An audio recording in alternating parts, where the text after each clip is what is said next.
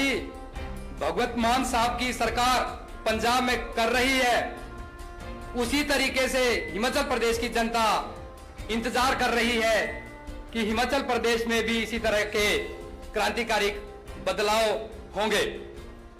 मान्यवर, बताना चाहूंगा, हिमाचल प्रदेश की जनता को पिछले 75 सालों में अगर हम लोग देखें तो सिर्फ और सिर्फ मुद्दे ही मिले हैं और मुद्दों के अलावा हमें कुछ नहीं मिला। 75 साल से देश की जनता हमेशा हारती रही, ये बड़ी बड़ी पॉलिटिकल पार्टियां हमेशा ही जीतती रही। पहला मौका है साहब, आपको मैं ये भी बताना चाहता हूं कि पिछले 30 सालों से प्रत्यक्ष को प्रमाण की जरूरत नहीं है। जिस तरीके से हिमाचल प्रदेश की जनता ने इन दोनों बड़ी पॉलिटिकल पार्टियों को यहां पर नकारा है,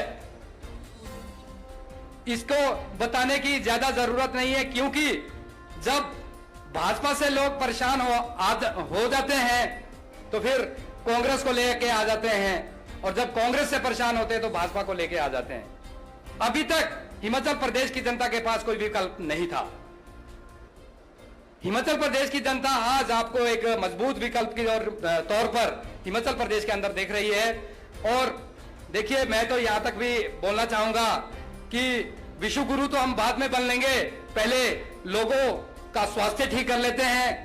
बच्चों के लिए शिक्षा ही नहीं, क्वालिटी एजुकेशन का जो बंदोबस्त हमारी सरकार दिल्ली के अंदर कर रही है, आज दिल्ली में जो बच्चा 10th करके निकलता है या +2 करके निकल रहा है, वो इतने सक्षम होते जा रहे हैं कि वो नौकरी की तलाश में ही नहीं, वो नौकरी पाने वाले ही नहीं, बल्कि नौकरी दिलाने वाले लोग अब आज की डेट में बनते जा रहे हैं।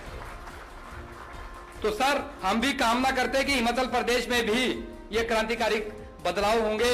समय की नजाकत को समझते हुए मैं अपनी वाणी को यहीं पे विराम दूंगा और एक बार पुनः हिमाचल प्रदेश की जनता की ओर से, हिमाचल प्रदेश के हर एक कार्यकर्ता की ओर से और हर एक पदाधिकारी की ओर से आपका स्वागत और अभिनंदन करता हूं। इसी के साथ भारत माता की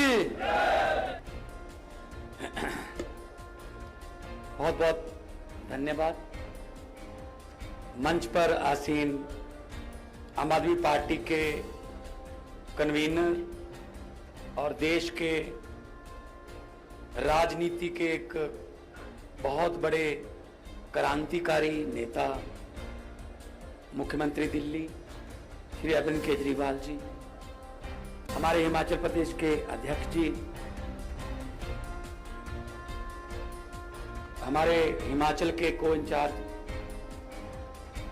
डॉक्टर संदीप पाठक, और बहुत ही छोटे से एक सद्दे पर इतनी भारी संख्या में आए हुए मेरे नौजवान वीर, मामा, भैणा, बुजुर्ग, साਰਿਆਂ ਨੂੰ प्यार भरी सत श्री अकाल, नमस्कार। हमीरपुर मेरे लिए नवा नहीं, हमीरपुर मेरे लिए नया नहीं, क्योंकि हमीरपुर में मैं कम से कम 3-4 बार मिंजर फेस्टिवल में एज एन आर्टिस्ट परफॉर्म करता रहा हूं। वो था ना ग्राउंड में मिंजर फेस्टिवल, कुल्लू का दशहरा, रिकांगपिओ और शिवरात्रि, जो शिवजी का बहुत बड़ा 7 दिन का मेला चलता है शिवजी महाराज का। मंडी में कोई भी ऐसा प्रदेश, हिमाचल का ऐसा प्रदेश नहीं है जहां पे मैंने आके परफॉर्म नहीं किया। और कभी कभी मुझे लगता है कि मुझे हिंदी बोलनी चाहिए, लेकिन आगे से लोग कहते हैं पंजाबी पंजाबी पंजाबी पंजाबी है सर, मैं डोगरी भी बोल सकता। जलंधर दूरदर्शन ते प्रोग्राम चलता डुग्गर दर्पण। सो असी एक दूजे दे गुआंढी हां, असी भाई हां, ਤੇ ਦੇਵ ਭੂਮੀ ਹੈ, ਰਿਸ਼ੀਆਂ ਮੁਨੀਆਂ ਦੀ ਭੂਮੀ ਹੈ। ਹਮੇਸ਼ਾ ਸਤਿਕਾਰ ਰਿਹਾ ਇਸ ਭੂਮੀ ਦਾ। मेरे से पहले प्रदेश अध्यक्ष साहब बोल रहे थे कि जो दिल्ली में हो रहा है, जो पंजाब में हो रहा है, हिमाचल उसकी उम्मीद कर रहा है। बिल्कुल सही है। जो दिल्ली में हुआ उसका असर पंजाब पर हुआ। अब दिल्ली और पंजाब में जो होगा उसका असर पूरे देश पर होगा। दही जिन्ना मर्जी जमाना होवे, भावें रिड़कना भर के जमाना होवे, पर जागदा तो एक चमचे चाहिए हुंदा है। दिल्ली ने एक चम्मच जाग दिया, पंजाब में ईमानदारी का दही जमा लिया। अब दिल्ली और पंजाब 2 चम्मच आपको देंगे। हिमाचल में भी ईमानदारी का दही जमाओ, ईमानदारी का। आप हर रोज अखबार में पढ़ते होंगे। अब तो लोग, पंजाब के लोग जो हैं वो मतलब सुबह दोपहर शाम वेट करते रहते हैं कि अब सरकार का कौन सा फैसला आएगा जो हमारे पक्ष में होगा। 75 साल लेट हो चुके हैं।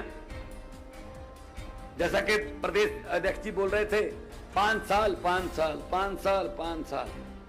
अंग्रेजों ने हमें 200 साल इकट्ठी गुलामी दी और बीजेपी और कांग्रेस वालों ने हमें 5-5 की किश्तों में दी। यही फर्क है बस। 5 तू 5 मैं आ गया, मैं तुझे कुछ नहीं कहूंगा। तू आ गया, तू मुझे कुछ मत कहना। जनता क्या, जनता का क्या है? इनके पास कोई रास्ता ही नहीं है। आपका कोई कसूर नहीं है इसमें, आपके पास रास्ता नहीं था। पहले से तंग आके दूसरे के पास, दूसरे से पहले से ज्यादा तंग आके फिर पहले के पास कि शायद ये ठीक हो गया होगा 5 साल में, नहीं ठीक हुए होगा। ऐसे पंजाब में था 5 साल 5 साल 5 साल। इस बार लोगों ने कहा तुम सब लोग जाओ, हमें कुछ नया तजर्बा करने दो। आपको हैरानी होगी, सुनकर हैरानी होगी कि 25, 26, 27, 28, 29, 30, 31, 32, 33, 34, 35 साल की उम्र के हमारे पास 70 से ज्यादा एमएलए हैं। आम घरों के लड़के लड़कियां, जिसने मुख्यमंत्री चन्नी को हराया वो मोबाइल रिपेयर शॉप पे काम करता है। आज भी उसकी मां सरकारी स्कूल में सफाई कर्मचारी है, जिसने मुख्यमंत्री को हराया। ये सिर्फ आम आदमी पार्टी कर सकती है, बाकियों में तो बारी नहीं आएगी। उनके यहां तो बेटा भतीजा साले जीजे पता नहीं किथे किथे तक चले जाते हैं, उधर नहीं बारी आएगी। आम घरों के आम घरां दे लोग मुंडे कुड़ियां नू आम आदमी पार्टी मौका। मैं कौन हाँ? कलाकार चलो ठीक है, बहुत सारे मेथों भी बहुत फेमस कलाकार ने, पर मुख्यमंत्री सोचे ही नहीं सी कदे। ना मेरा कोई दादा, ना मेरा कोई चाचा कोई राजनीति च। मेरे डैडी टीचर सी, साइंस मास्टर सी, बदों बदों मैनू साइंस मास्टर बना लेंदे, ਜਾਂ ਮੈਨੂੰ ਬੀਕਾਮ ਹੈ ਬੀਕਾਮ ਕਰਦਾ ਸੀ, ਮੈਨੂੰ ਕਿਸੇ ਬੈਂਕ ਬੁੰਕ ਚਲਾ ਲੈਂਦੇ। ਇਹ ਤੋਂ ਬਾਤ ਨਹੀਂ। ਇਹਨਾਂ ਦੇ ਧੀਆਂ ਪੁੱਤ ਹੀ ਕਿਉਂ ਰਾਜ ਕਰਨ ਬਈ? ਤੁਸੀਂ ਕਿਉਂ ਨਾ ਰਾਜ ਕਰੋ?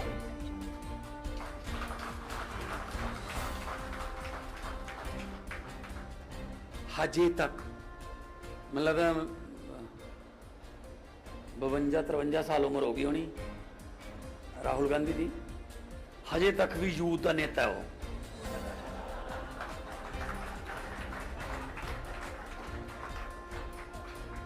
हमारे बाप 50 क्रॉस कर जाएं उनको बोलते हैं बुजुर्ग। ये 53 साल के भी यूथ के नेता। क्या बात जी? क्या जवानी सिर्फ अखिलेश यादव पर ही आई? क्या जवानी सिर्फ राहुल गांधी पर ही आई? क्या जवानी सिर्फ मजीठिया पर ही आई? हम पर कोई जवानी नहीं आई? हमें भी जवान समझो। अब लोगों ने बताया कि क्या हाल होता है। आपके यहां गवर्नमेंट की फाइल है, गवर्नमेंट का रूल है, 37 साल के बाद एक दिन भी आप ऊपर होगी उम्र तो आप किसी भी सरकारी नौकरी के लिए ओवर एज हो जाते हो। और हमारे यहां 94 साल के प्रकाश सिंह बादल इलेक्शन लड़ते हैं। वो क्यों नहीं ओवर एज होते? ठेका ले रखा है क्या? पिपल दे पत्तिया वे कादी खड़ खड़ खड़ खड़ लाई है, पत चढ़ गए पुराने रुत नवियां दी आई है।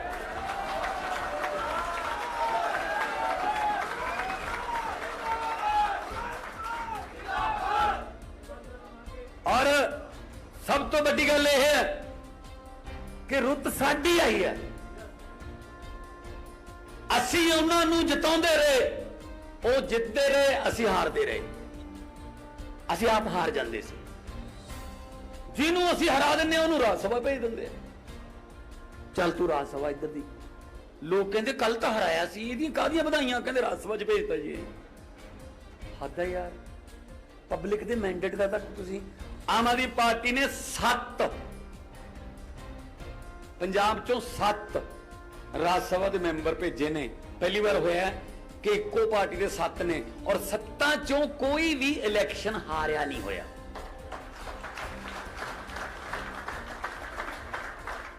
स्पेशलिस्ट ने भज्जी हरभजन क्रिकेट वाला साडा एमपी, संत बाबा बलवीर सिंह सीचेवाल वातावरण प्रेमी साडा एमपी, विक्रम सानी पद्मश्री साडा एमपी, संदीप पाठक साडा एमपी। उत्थे वो बंदे भेजो जेड़े कुछ गल्लां कर सकन। उत्थे हारिया होया नूं ना भेजो जेड़े लोकां ने रिजेक्ट करते। सो अज आउंदे होए सीएम साहब जदों बैठे सी मेरे नाल, असीं दोनों, तो मैं कहा जी 2 मिनटां च उतर जाएंगे, हमीरपुर आ गया। मैनू कहंदे तुझे ऊपर से कैसे पता चल जाता है कि हमीरपुर आ गया? मैंने कहा ये देखो सर, वो पुल आ गया ना, वो सड़क का पुल आ गया, ये यहां से यू टर्न बजता है सर, मैं यहां शो करने आता था सर। तो मुझे पुल याद है, मुझे सड़कें याद हैं, मुझे खड्डे याद हैं। तो इसलिए आपां नवीं सड़कां बनावांगे, नवे पुल बनावांगे। एजुकेशन सब तो बड़ी चीज है, एजुकेशन।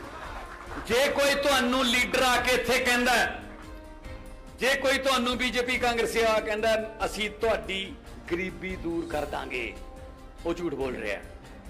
कोई सरकार, कोई लीडर तुहाडी गरीबी दूर नहीं कर सकता। तुहाडी गरीबी सिर्फ ते सिर्फ तुहाडे बच्चों की क्वालिटी एजुकेशन दूर कर सकती है। जदों दिल्ली वांगू सरकारी स्कूलों च पढ़ के वो डिप्टी कमिश्नर बनणगे, कलैक्टर बनणगे, जज लगणगे, डीएफओ बनणगे, बड़े बड़े अफसर बनणगे, उदों तुहाडे घरां दी गरीबी दूर होगी। वरना इन्हां तो सुनी चलो, एक मौका होर दिओ जी, एक मौका होर। किन्ने क मौके दे दिए, बड़े मौके देते असीं इन्हां नूं। असीं हुण तुहानूं कहने आ, हिमाचल वालिओ एक मौका सानू दे के देखो, ते फिर तुहानूं किधरे होर देखण दी लोड़ नहीं पैणी। क्वालिटी एजुकेशन पंजाब दे विच स्कूल बन रहे ने, दिल्ली च बन चुके ने। दिल्ली तो सिक्ख्या लवांगे कि किवें कीते तुसीं Switzerland, Oxford, Harvard, Singapore, New Zealand, Delhi दे टीचर उन्हां दे वफद जांदे ने क्वालिटी एजुकेशन दी ट्रेनिंग लैण, फिर वो आके इत्थे अपने कोलीग्स नूं सिखाउने। आ कदे सोचिया सी? नहीं तो मिड डे मील वंडण वालियां बिल्डिंगां बन गईयां सरकारी स्कूल। मैनू एक बंदा मिलिया, पंजाब च वोटां तो पहला, कहंदा पुत्त साडी तां अगली पीढ़ी भी गई। मैं कहा की हो गया? मैं सरकारी स्कूल च बच्चे पढ़ते हैं। मैं कहा की गल टीचर घट ने या नहीं? टीचर ने। फिर की हो गया? कहंदा बस टीचर ने कहा होया है कापी पेन घर पे भूल आए कोई प्रॉब्लम नहीं, कटोरी और चमचा नहीं भूलना। Mid day meal, that's it. हम एजुकेशन लेने जाते हैं या मिड डे मील खाने जाते हैं? उन्होंने प्रायोरिटी मिड डे मील को दे रखी है। देखो आपके बच्चों को हम दोपहर में खाना खिलाते हैं, कितनी अच्छी बात है ना। वो आता है टीवी पे। हम चाहते हैं वो जब स्कूल से निकले वो जॉब सीकर्स ना बने, जॉब प्रोवाइडर्स बने। हिमाचल के यूथ में इतना टैलेंट है, हिमाचल के यूथ में इतना टैलेंट है कि वो स्टार्टअप से कुछ भी दुनिया का धांसू से धांसू आइडिया एक्सप्लोर कर सकता है। लेकिन मौका ही नहीं मिलता, हमें मौका ही नहीं मिलता। लेकिन अब मौका मिलेगा। तो मैं, क्योंकि समय की कमी है, इसलिए मेरी तरफ से तो इतना ही मैं कहूंगा। इंसाफ दा दिन नहीं चढ़ना जो लोकां दे दिल चों ये डर नहीं जांदा। इंसाफ दा दिन नहीं चढ़ना जो लोकां दे दिल चों ये डर नहीं जांदा। मैं उन्हां नूं कहना चाहुंदा, रात लम्मी होण दा मतलब सूरज मर नहीं जांदा। जिन्ना कोल लखां करोड़ां ने ਉਹ ਮੈਨੂੰ ਬੁਲਾਉਂਦੇ ਪਏ ਨੇ, ਜਾ ਸਕਦਾ ਹਾਂ ਪਰ ਨਹੀਂ ਜਾਂਦਾ। ਸਾਹਾਂ ਦਾ ਭਾਰ ਹੀ ਸਭ ਤੋਂ ਵੱਧ ਭਾਰੀ ਹੈ। ਮੈਂ ਪਰਖ ਲਿਆ, ਜਰਾ ਸੋਚੋ, ਡੁੱਬਣ ਤੋਂ ਬਾਅਦ ਬੰਦਾ ਤਰ ਨਹੀਂ ਜਾਂਦਾ।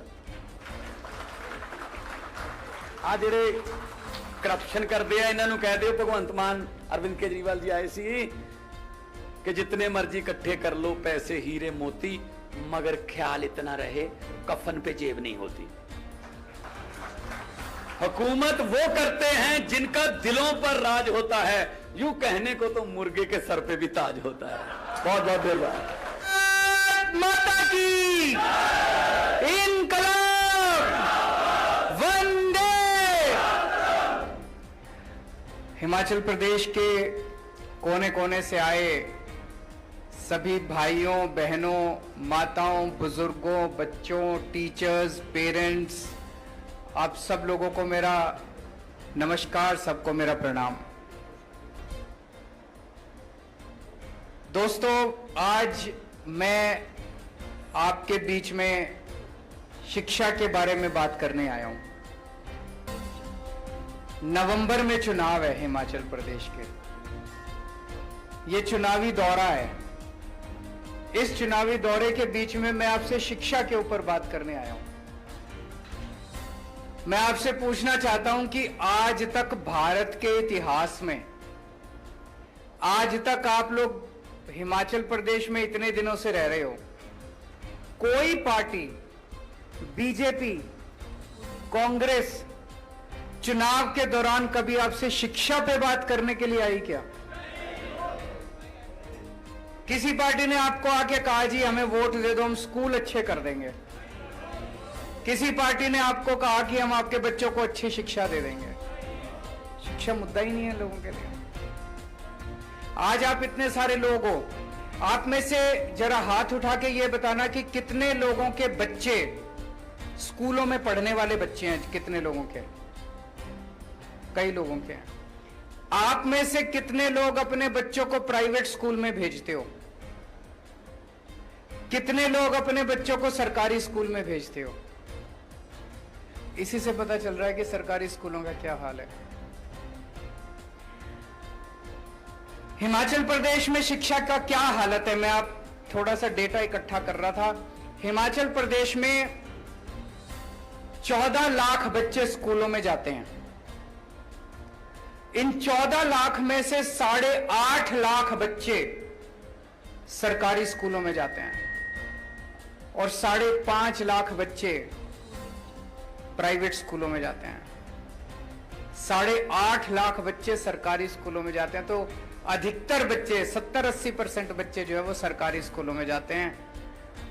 इसका मतलब हिमाचल प्रदेश के अंदर इतनी गरीबी है, बेचारे अपने बच्चों को, सरकारी स्कूलों की हालत इतनी खराब है हिमाचल प्रदेश के अंदर, आदमी के पास 2 पैसे आ जाए तो वो अपने बच्चे को प्राइवेट स्कूल में भेजना चाहता है कि नहीं भेजना चाहता है? हर माँ बाप ये चाहते हैं कि मेरे बच्चे को अच्छी शिक्षा मिले। रिक्शे वाला और मजदूर भी चाहता है कि मेरे बच्चे को अच्छी शिक्षा, मजबूरी में आदमी सरकारी स्कूल में भेजता है। 8.5 लाख बच्चे सरकारी स्कूलों में जाते हैं और आज हिमाचल प्रदेश की जो शिक्षा व्यवस्था है, इन 8.5 लाख बच्चों का भविष्य अंधकार में है। गलत तो नहीं कह रहा? 2000 स्कूल ऐसे हैं जिनमें एक टीचर है, 8वीं तक स्कूल है, 5वीं तक स्कूल है, एक टीचर है। अब ये बताओ, वो एक टीचर 5 क्लासेस को, 8 क्लासेस को कैसे पढ़ाएगा? पढ़ा ही नहीं सकता। तो इन स्कूलों में पढ़ाई होती ही नहीं है। वो पहली क्लास को पढ़ाएगा, वो दूसरी क्लास को पढ़ाएगा, वो तीसरी को पढ़ाएगा, सबको साथ बिठा के कैसे पढ़ाएगा एक टीचर? पढ़ाई हो ही नहीं सकती। इन स्कूलों में पढ़ाई होती नहीं है। तो सोचो, इन बच्चों को कुछ भी नहीं आता। इन बच्चों का क्या कसूर? ये भी तो अपने भारत के ही बच्चे हैं, इनको कौन देगा शिक्षा? कई स्कूल ऐसे हैं जिनमें एक भी टीचर नहीं है। 722 स्कूल ऐसे हैं, 722 स्कूल ऐसे जिसमें एक कमरा है। यह मैं हिमाचल प्रदेश की बता रहा हूं। एक कमरा है, उसी में पहली क्लास भी लगती है, उसी में दूसरी क्लास भी लगती है, उसी में तीसरी भी लगती है, उसी में चौथी भी लगती है, 5वीं तक की क्लास और कई कई तो 8वीं तक की क्लास एक ही कमरे के अंदर। कैसे हो सकता है? ये मजाक बना रखा है इन लोगों ने। 12वीं क्लास के नतीजे हिमाचल प्रदेश के 2019 में 12वीं क्लास के नतीजे आए थे 62%, 2020 में 76%। 55 सरकारी स्कूल ऐसे थे जिनमें एक भी बच्चा पास नहीं हुआ। यह मैंने इंटरनेट पे देखा है। 55 सरकारी स्कूल ऐसे थे हिमाचल प्रदेश के अंदर जिसमें 10वीं और 12वीं क्लास में बोर्ड के पेपर में एक भी बच्चा पास नहीं हुआ। और अभी हिमाचल प्रदेश हाईकोर्ट के अंदर एक PIL दाखिल की है किसी ने। उस PIL में उसने कहा है कि हिमाचल प्रदेश सरकार ने मंडी के अंदर एक सरकारी स्कूल को तोड़ के वहां पे मॉल बना रहे हैं। यह हिमाचल प्रदेश की शिक्षा व्यवस्था है। हिमाचल प्रदेश पे कांग्रेस ने 30 साल राज किया, भारतीय जनता पार्टी ने 20 साल राज किया। इन्होंने क्या किया? शिक्षा व्यवस्था को बर्बाद करने में इन्होंने कोई कसर नहीं छोड़ी। गलत तो नहीं कह रहा? अब आपकी मर्जी है, 5 साल और दे दो इनको, आपके बच्चों के 5 साल और खराब हो जाएंगे। अगर आज आपका बच्चा 8वीं क्लास में पढ़ रहा है और आज आपने गलती करके बीजेपी और कांग्रेस को वोट दे दिया, आपका बच्चा 12वीं क्लास पास कर जाएगा अगले चुनाव तक, फिर मौका नहीं बचेगा। मौका यही है, अगर आपने अपने बच्चों को बचाना है तो इसी बार बदलना पड़ेगा आपको, इसी बार बदलना पड़ेगा। 8वीं क्लास में अगर आपका बच्चा पढ़ रहा है, वो 12वीं पास कर जाएगा, उसका भविष्य तो गया। उसका भविष्य कौन ठीक करेगा? और उसका जिम्मेदार कौन होगा? मां बाप, क्योंकि उन्हें वोट उनको दिया।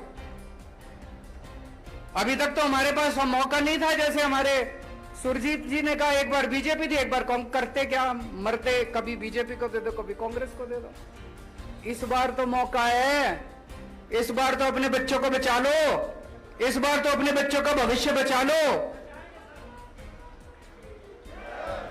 देखो जी, मेरे को पॉलिटिक्स करनी नहीं आती, मेरे को राजनीति करनी नहीं आती, मेरे को भी नहीं आती, भगवंत भाई को भी नहीं आती। हम लोगों को राजनीति करनी नहीं आती, काम करना आता है। देश के लिए समर्पित हैं, देश के लिए हमारी जान भी हाजिर है। सुबह से शाम तक केवल हम यही सोचते हैं। पिछले 7 साल में दिल्ली में मैं काम कर रहा हूं और पिछले 3 महीने में आपने मान साहब की झलकियां देख ली कि किस तरह से रोज एक बार ये सुबह बैठ जाते हैं, एक बार एक सुबह अनाउंसमेंट आ जाता है पंजाब के अंदर, एक शाम को आ जाता है। इतना काम हो रहा है, इतना काम हो रहा है। दिल्ली के अंदर जब हमारी सरकार बनी थी जी 2015 में, दिल्ली के सरकारी स्कूलों का यही हाल था जो हिमाचल प्रदेश के, और ज्यादा बदतर हाल था। टॉयलेट्स के नाम पे कुछ भी नहीं था। एक बेचारी बच्ची अगर अपने घर से स्कूल आ जाए और उसको बाथरूम जाना पड़े तो वापस घर जाना पड़ता था, वो टॉयलेट नहीं जा सकती थी। इतना बुरा हाल था। किसी स्कूल के अंदर टॉयलेट का इंतजाम नहीं था। दिल्ली सरकार के स्कूलों में पानी का इंतजाम नहीं था। जाले लगे पड़े थे दीवारों पे, दीवारें टूटी पड़ी थी, छत चू रही थी, छत नीचे डेस्क नहीं थे, टाट पे बैठते थे बच्चे, घंटे भर आते थे, फिर खेलते कूदते बाहर, कोई सिक्योरिटी गार्ड नहीं था। बुरा हाल था एजुकेशन का। और सरकारी स्कूलों के नतीजे तो माशाल्लाह ना ही पूछो। टीचर्स आते थे घंटे भर के अंदर वो भी घर चले जाते थे। जैसे हिमाचल प्रदेश के अंदर है, अगर किसी के पास 2 पैसे आ जाएं तो अपने बच्चे को प्राइवेट में भेजना चाहता है, वही हाल सरकारी स्कूलों का था दिल्ली के अंदर। जिसके पास, रिक्शे वाले के पास, मजदूरों के पास, मैं राजनीति में आने के पहले मैं एनजीओ में काम करता था, समाज सेवा का काम करता था, झुग्गियों, दिल्ली की झुग्गी बस्तियों में काम किया करता था। उन झुग्गी बस्तियों के अंदर मैं देखता था कि एक रिक्शे वाला भी, एक मजदूर भी कोशिश करता था, यार एक टाइम का रोटी कम खा लेंगे लेकिन अपने बच्चों को स्कूल, अच्छे प्राइवेट स्कूल में भेज देते हैं। कोई सरकारी स्कूल में नहीं भेजना चाहता था। हमारी सरकार आई, हमने एक सपना देखा था, मैंने, मनीष सिसोदिया जी ने, हमने तय किया यार कुछ भी हो, ये सरकारी स्कूल ठीक करने अपने को। दिल में ये सपना तो था, लेकिन ये भी था कि करेंगे कैसे, होएगा कैसे, कर पाएंगे क्या। तो हमने आते ही तय कर लिया कि दिल्ली सरकार का 25% बजट शिक्षा पे खर्च होगा। सबसे पहले तो हमने ये अनाउंस कर दिया कि दिल्ली सरकार का 25% बजट शिक्षा पे, और आज तक चला आ रहा है। दिल्ली सरकार का 25% शिक्षा पे खर्च होगा। लगभग हर साल 10,000 करोड़ से लेके 15,000 करोड़ तक हम शिक्षा पे खर्च कर रहे हैं। 7 साल हो गए, आप कैलकुलेट कर लो, 80 से 85,000 करोड़ रुपए हम शिक्षा पे, स्कूलों पे खर्च कर चुके हैं। 80 से 85,000 करोड़। और ये सारा पैसा खर्च करवाया है, ये मेरी जेब में नहीं गया, ये किसी नेता की, अफसरों की जेब में नहीं गया। वहां से हमारी शुरुआत हुई और आज मुझे कहते हुए गर्व है कि दिल्ली के सरकारी स्कूल इतने शानदार हो गए हैं। दिल्ली के सरकारी स्कूल इतने खराब थे, हमने सारी बिल्डिंगें तोड़ तोड़ के नई बिल्डिंगें बनाई हैं, शानदार बिल्डिंगें बनाई हैं, स्विमिंग पूल बनाए हैं सरकारी स्कूलों के अंदर, लिफ्टें हैं सरकारी स्कूलों के अंदर, बिल्कुल नए सारे, लगभग 1100 साढ़े 1100 स्कूल हैं, सारे नए स्कूल बना दिए हम लोगों ने, तोड़ के नए स्कूल बनाए हैं। स्कूल बनाना तो आसान था, नतीजे लाना बड़े मुश्किल है। इस साल 12वीं क्लास में हिमाचल प्रदेश में मैंने बताया 2019 में 62% नतीजे आए थे। दिल्ली के अंदर 99.7% नतीजे आए हैं सरकारी स्कूलों के, गवर्नमेंट स्कूल्स के 99.7% नतीजे। सुना था कभी भारत के इतिहास में 1947 के बाद से लेके आज तक मेरे को लगता नहीं किसी भी सरकार के टाइम में सरकारी स्कूलों के नतीजे 99.7% आए हैं। जब हमारी सरकार बनी, मैंने बताया कि अगर किसी के पास 2 पैसे हो, वो अपने बच्चे को सरकारी स्कूल से निकाल के प्राइवेट स्कूल में भर्ती कराता था। हिमाचल प्रदेश के अंदर भी किसी के पास भी 2 पैसे हो, वो अपने बच्चे को निकाल के प्राइवेट स्कूल में भर्ती कराना चाहता है। दिल्ली के अंदर हवा उल्टी बहने लग गई है। दिल्ली के अंदर 4 लाख बच्चों ने अपने नाम प्राइवेट स्कूल से कटवा के सरकारी स्कूलों के अंदर भर्ती करवाए हैं। भाई साहब, ये चमत्कार से कम नहीं है। 4 लाख बच्चों ने प्राइवेट स्कूल से नाम कटा के सरकारी स्कूलों में भर्ती कराया, क्योंकि सरकारी स्कूल इतने, और कई अमीर लोग अपने बच्चों के बड़े बड़े स्कूलों से नाम कटा रहे हैं। मैं और मान साहब, मैंने मान साहब को कहा कि अपने अफसरों को भी लेके आओ, थोड़ा सा इनका भी ओरिएंटेशन होना चाहिए, इनको भी लगना चाहिए कि दिल्ली में हमने क्या काम किया है। तो पंजाब सरकार के चीफ सेक्रेटरी, एजुकेशन सेक्रेटरी, फलाना सेक्रेटरी, ढिमका सेक्रेटरी, ये सारे मान साहब अपनी सारी फौज लेके अफसरों को आए, अफसरों की। हमने इनको स्कूल घुमाए, दिल्ली सरकार के सरकारी स्कूल। तो एक क्लास में हम घुसे तो इनका एक अफसर बच्चों से पूछता है, बच्चे क्लास में बैठे थे, उन बच्चों से पूछता है, आप में से प्राइवेट स्कूल छोड़ के कौन कौन आए? तो कई बच्चों ने हाथ उठाया, जी हम प्राइवेट स्कूल से नाम कटा के आए। तो उन्होंने एक बच्चे से पूछा, बेटा आप कौन से प्राइवेट स्कूल से आए? वो बच्चा कहता है Saint Columbus. Saint Columbus Delhi का सबसे बड़ा प्राइवेट स्कूल है, सबसे, मतलब कहते हैं ना जिसमें कि एडमिशन लेना इम्पॉसिबल, सबसे शानदार प्राइवेट स्कूल है सेंट कोलंबस से भी, डीपीएस से भी, इधर से भी उधर से भी लोग अपने बच्चों के नाम कटा के सरकारी स्कूल में भर्ती करा रहे हैं। आज अगर कोई मेरे से पूछता है, अरविंद जी 7 साल में आपने सबसे अच्छा काम क्या किया? भाई साहब, हमने बच्चों के 16 लाख बच्चे मेरे सरकारी स्कूलों में पढ़ते हैं, इन 16 लाख बच्चों की मैंने जिंदगी बना दी। अब आपसे एक मौका मांगने आया हूं, ये 8.5 लाख बच्चे जो सरकारी स्कूलों में पढ़ रहे हैं, इनकी भी जिंदगी बनानी है कि नहीं बनानी है? चाबी आप लोगों के हाथ में, आप ही कुछ कर सकते हो। आ रहा हूं मैं। अब मैं आपको बताता हूं, आईआईटी का नाम सुना है सब लोगों ने? आईआईटी है Indian institute of technology, engineering college है। उसमें एडमिशन लेना बहुत मुश्किल है, सबसे बेस्ट इंजीनियरिंग कॉलेज है, देश में नहीं पूरी दुनिया के अंदर उनका नाम माना जाता है। पहले 100 दुनिया के इंजीनियरिंग कॉलेजेस में आईआईटी आते हैं हमारे देश के। मैं भी आईआईटी से हूं। बड़ा मुश्किल है, मेरे को पता है मैं कितनी मेहनत करी थी, मैंने कितने रात दिन पढ़ना पड़ता है, बड़ी मुश्किल है। बड़े, आपको जान के ताज्जुब होगा जी, पिछले 2-3 साल से 400 से ज्यादा बच्चे हर साल हमारे आईआईटी की परीक्षा पास कर रहे हैं, सरकारी स्कूलों के, गवर्नमेंट स्कूल के। हिमाचल प्रदेश के अंदर 55 स्कूल ऐसे हैं जिसमें एक भी बच्चा 12वीं पास नहीं कर रहा। दिल्ली के अंदर दिल्ली सरकार के स्कूलों के 400 बच्चे आईआईटी की परीक्षा पास कर रहे हैं। ये बड़ी बात है, बहुत बड़ी बात है। और मैं एक उदाहरण देना चाहता हूं। एक बच्चा है राजीव राय, इसका इस साल आईआईटी गुवाहाटी में मैकेनिकल इंजीनियरिंग में एडमिशन हुआ है। आईआईटी गुवाहाटी में मैकेनिकल, सरकारी, हमारे दिल्ली सरकार के 12वीं क्लास से पास हुआ, उसने परीक्षा दी और उसको आईआईटी गुवाहाटी में मैकेनिकल इंजीनियरिंग। उसके पिताजी एक छोटे से मैकेनिक हैं।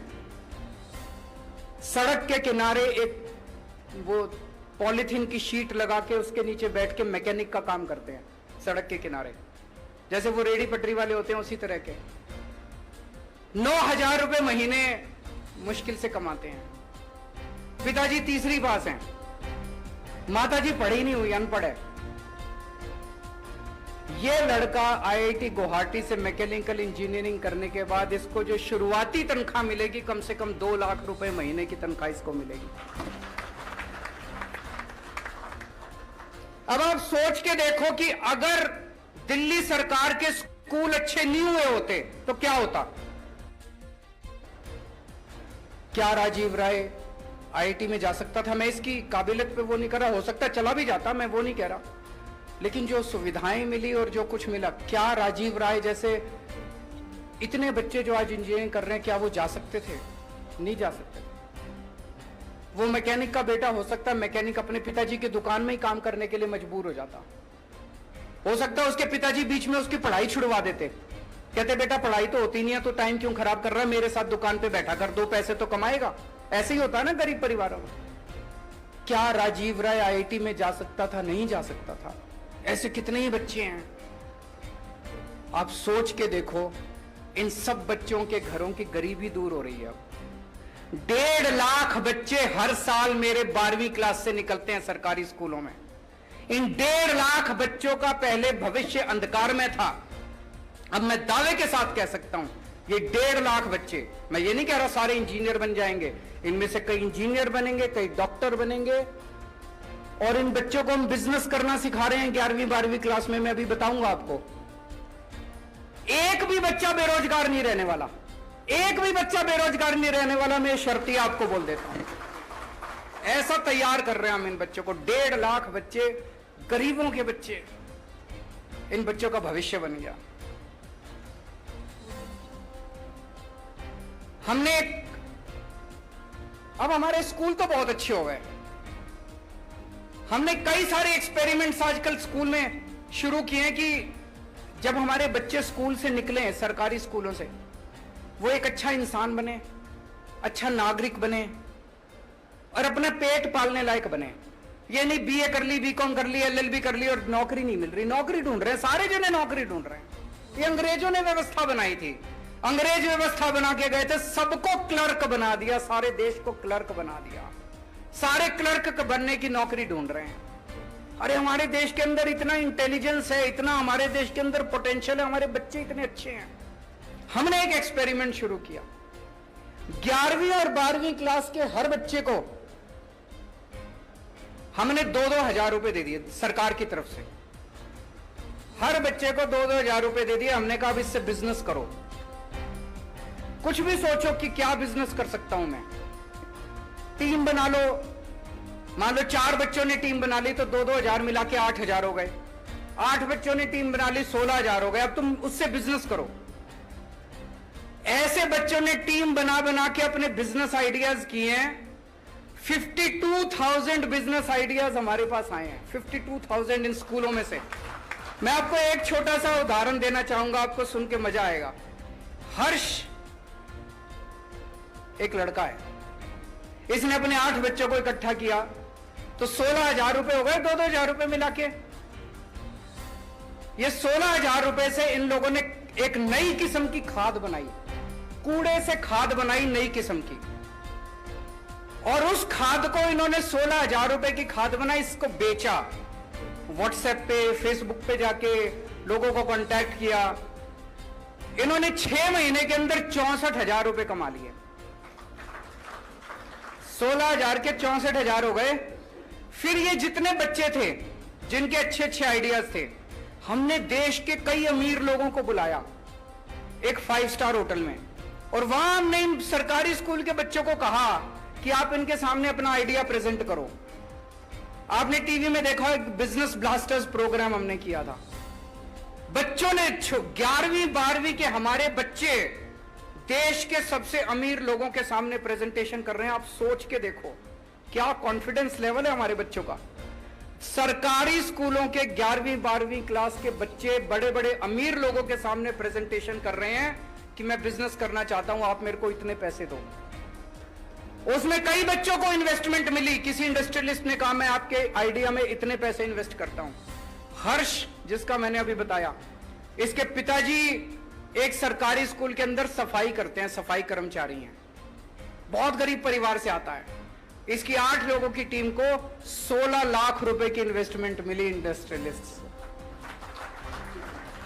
अब ये सारे बच्चे तैयार हो रहे हैं भारत मां का नाम रोशन करने के लिए, आगे बढ़ने के लिए। हमें हिमाचल प्रदेश के बच्चों को तैयार करना है कि नहीं करना है? चाबी आप लोगों के हाथ में है जी। अभी सबसे पहले जो क्वेश्चन मेरे से पूछा गया, एक बहन ने पूछा जी प्राइवेट स्कूल वालों ने बड़ी लूट मचा रखी है, खूब फीस लेते हैं। दिल्ली में भी यही था। सरकारी स्कूलों का बुरा हाल है। हर माँ बाप अपने बच्चे को अच्छी शिक्षा देना चाहता है, हर माँ बाप अपने बच्चे को प्राइवेट स्कूल में भेजता है, और प्राइवेट स्कूल वालों को बताया कि जो मर्जी ले लो। माँ बाप की तो चलती नहीं है, कर क्या लेंगे बेचारे। कोई माँ बाप अगर थोड़ी सी आवाज उठाते थे धमकी देते तेरे बच्चे को निकाल देंगे स्कूल से, ले जा अपने बच्चे को। माँ बाप को लगता है यार कहाँ में एडमिशन कराना कोई आसान थोड़ी है आजकल प्राइवेट स्कूलों में। तो मजबूरी में सारे पेरेंट्स जो हैं वो, और सरकार क्या करती है, सरकार के आधे मंत्रियों के तो अपने ही प्राइवेट स्कूल होते हैं कि नहीं होते?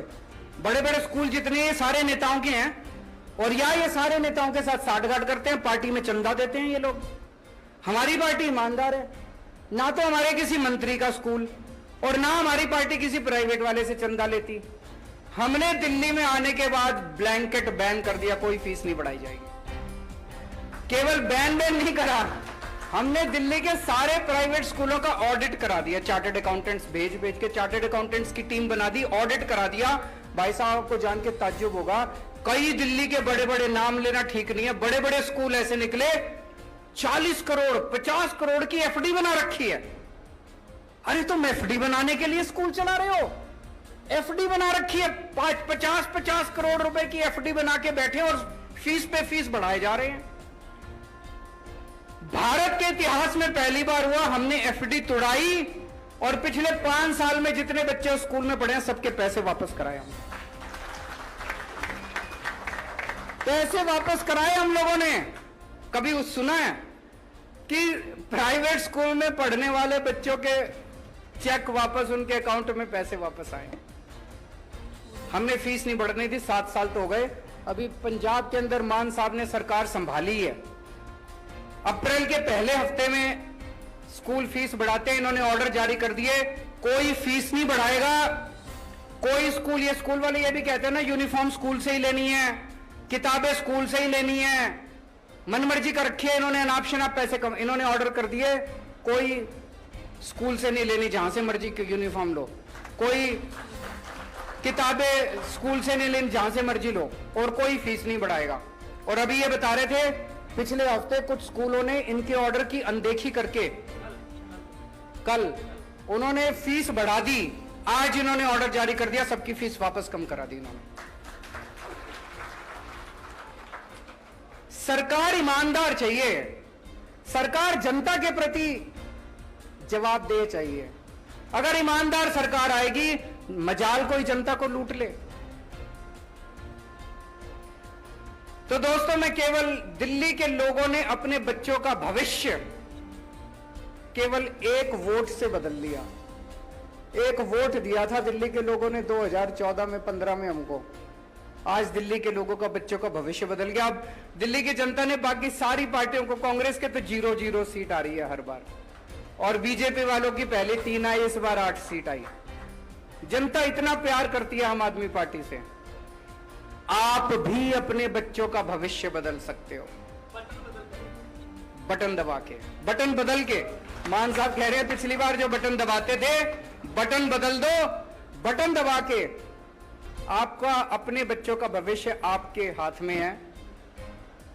जैसा मैंने कहा कि टाइम, आप कई बार कुछ लोग कहते हैं हाँ अरविंद जी अच्छा कर रहे हो, अगली बार देखेंगे। अरे मैं तो यही हूं, तुम्हारे बच्चों का क्या होगा? मेरा तो देख लेना, पहले अपने बच्चों का देख लो। मैं अपने लिए नहीं आया, मेरे को कोई इच्छा नहीं है। मैं इनकम टैक्स में पहले कमिश्नर की नौकरी किया करता था, अच्छा खासा काम कर रहा था, वो छोड़ के मैं दिल्ली की झुग्गियों के अंदर काम करने लगा। कई साल झुग्गियों में काम किया मैंने, उसके बाद दिल्ली का मुख्यमंत्री बन गया। 49 दिन के अंदर कुर्सी छोड़ दी। मेरे ख्याल से दुनिया के इतिहास में पहला एक मूर्ख मुख्यमंत्री मैं ही होऊंगा जो 49 दिन के अंदर। सत्ता के लिए नहीं आए हम, येन केन प्रकारेन सत्ता ले लो, जाति के नाम पे, धर्म के नाम पे, पैसे बांट के, दारू पिला के, वो सब नहीं करते हम। दिल के अंदर देश धड़कता है हमारे, देश के लिए काम करें। तकलीफ होती है। अगर हमने 5 साल में दिल्ली के स्कूल ठीक कर दिए, ये कांग्रेस वालों ने 30 साल राज किया हिमाचल प्रदेश के अंदर, ये नहीं कर सकते थे। 20 साल बीजेपी ने राज किया, ये नहीं कर सकते थे। अब ये आके कहेंगे एक और मौका दे दो। हम आपसे एक और मौका नहीं मांगेंगे, हम तो कह रहे हैं बस एक ही मौका दे दो, दोबारा मत देना। एक ही मौका दे दो, दोबारा मत देना। अभी एक भाई साहब बता रहे थे पेपर बड़े लीक होते हैं। भाई साहब कुछ तो गड़बड़ है। मैं हरियाणा गया, वहां भी बीजेपी की सरकार है, वहां भी खूब पेपर लीक होते हैं। गुजरात गया, वहां भी बीजेपी की सरकार है, वहां भी खूब पेपर लीक होते हैं। सारे पेपर लीक, दिल्ली में नहीं होते। क्या चक्कर है जी? पता नहीं लीक होते हैं या लीक करवाते हैं ये लोग। वो मैं हमेशा कहता हूं, वो Guinness book of world record में आ रहा है इनका नाम, बीजेपी वालों का। सबसे ज्यादा पेपर लीक करवाने वाली पार्टी पूरी दुनिया के अंदर वर्ल्ड रिकॉर्ड बना रहे हैं। क्यों? इनकी नीयत खराब है। अंत पंत में सारी चीज इसी बात पे आ जाती है, आपकी नीयत कैसी है। इनकी नीयत खराब है, हमारी नीयत साफ है। हमारे पेपर लीक नहीं होते, इनके सबके पेपर लीक हो जाते हैं। तो दोस्तों, मैं आपको अच्छी शिक्षा दूंगा, आपके बच्चों को रोजगार दूंगा, इस बात पे वोट मांगने के लिए आया हूं। और आज मैं चैलेंज करता हूं इन सारी पार्टियों को, हिम्मत है तो तुम शिक्षा के नाम पे वोट मांग के दिखा दो। हिम्मत है तुम रोजगार के नाम पे वोट मांग के दिखा दो। मैं शिक्षा के नाम पे, स्वास्थ्य के नाम पे, इसके नाम पे वोट मांगने के लिए आया हूं। जैसा मैंने कहा, मेरे को राजनीति करनी नहीं आती, पॉलिटिक्स करनी नहीं आती। आपको गंदी राजनीति चाहिए, उनके पास चले जाना। आपको भ्रष्टाचार चाहिए, उनके पास चले जाना। आपको दंगे चाहिए, उनके पास चले जाना। आपको गुंडागर्दी चाहिए, उनके पास चले जाना। अगर आपको अपने बच्चों का भविष्य बनाना है, मेरे पास आ जाना। मैं गारंटी देता हूं, एक एक बच्चे का भविष्य बना दूंगा। तो दोस्तों, आपने इतना मौका उन लोगों को दिया, 30 साल कांग्रेस को दिए, 20 साल बीजेपी को दिए। एक मौका हमें भी देके देख लो, हम भी उतने बुरे नहीं हैं।